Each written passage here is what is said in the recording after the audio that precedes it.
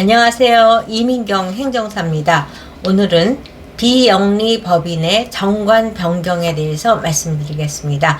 여러분 좋아요, 구독, 알림 잘 부탁드립니다.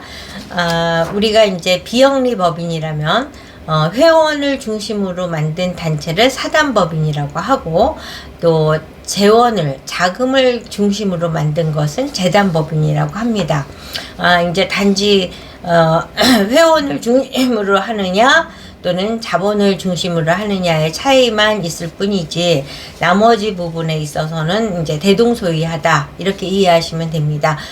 이제 재단법인은 그 자본을 입증하고 감정평가서도 제출해야 되고 이런 등이 이제 좀 복잡하다고 이해하시면 되는데, 이렇게 설립된 법인을 설립하는 것과 법인 설립 이후 정관 변경 또는 임원 변경 등 이제 소소한 변경의 사항이 발생됐을 때 과연 어떤 것이 더 어려울까라고 생각을 하면, 이제 우리가 옷을 만들었을 때 그 원단을 갖고 쭉쭉 재단하고 찢어서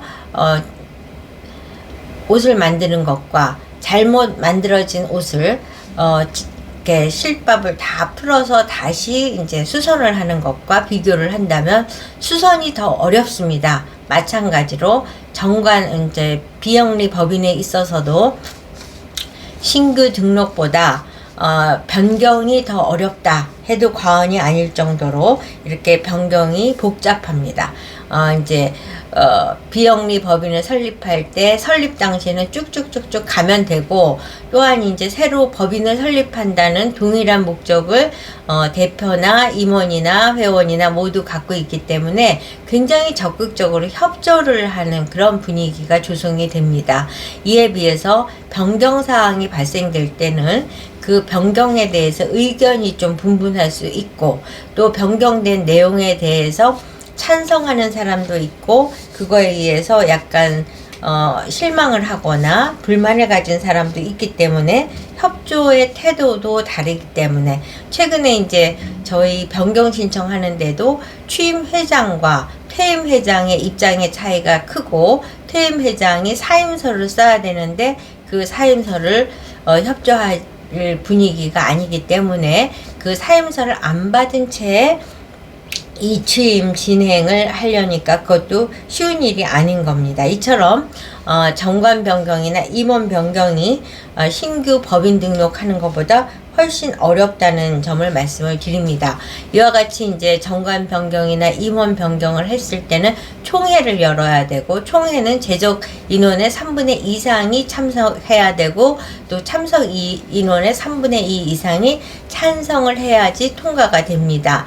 그런데 이제 그 3분의 2가 참석했다는 것을 총회 사진을 통해서 명수가 입증이 돼야 되고, 현수막이라든가 여러 가지를 준비해서 그 총회 개최 사실을 입증을 하고, 총회 회의록을 작성하고, 회의록 작성한 것을 간인과 도장을 찍고 공증까지 받아야 되는 건데, 이 과정에서 현수막 부착해서 몇 날 며칠에 이렇게 개최됐다, 그리고 명수도 카운트가 될 수 있게 이렇게 사진을 찍어야 되는데, 회의 장소에서 일부 포커스 맞춰서 사진을 찍었을 경우에는 그 명수를 입증을 하기가 참 어렵죠.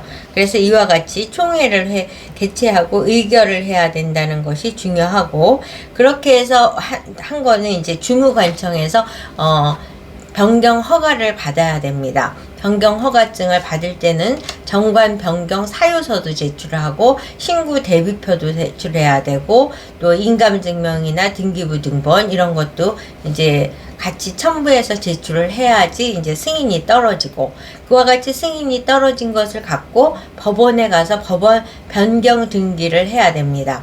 그러려면은 이제 주무관청에서 정관 변경 승인 통보서를 줘야지 그 통보서를 갖고 등기소에 가서 이제 변경을 하게 되는데, 법원에는 굉장히 그 뭐랄까 인감 증명이라든가 여러 가지 서류 제출이 엄청 까다롭습니다. 그래서 인감을 제출을 할 때도 반드시 주민센터에서 발급을 해야지 인터넷으로 발급을 하는 것은 인정받기가 어렵다는 점도 강조를 해드립니다. 그리고 총회 회의를 했을 적에는 명단에서 서명도 반드시 기재해야 되고 성명, 생년월일, 주소, 연락처 이런 것들을 기재한 총회 회의의 명단이 인정받을 수 있다는 거.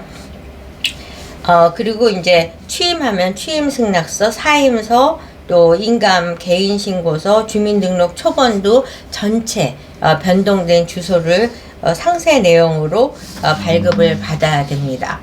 이처럼 이제 굉장히 까다로운 절차를 통해서 등기가 완료돼서 그래서 변경 신청이 됐을 때 이것이 이제 완성된 변경 신청이라고 볼 수 있죠. 이렇게 말씀은 이렇게 드리지만 절차 그리고 이제 인감이나 주민등록 초본 뭐 인감 증명 이런 것들을 발급받는 것이 굉장히 어려운데 주무관청에 제출할 때와 등기를 낼 때 시차가 있고 요구되는 것이 다르기 때문에 몇 번 반복해서 발급을 받아야 되는데 이 과정 속에서 임원들의 협조를 받는 것이 굉장히 쉽지 않습니다.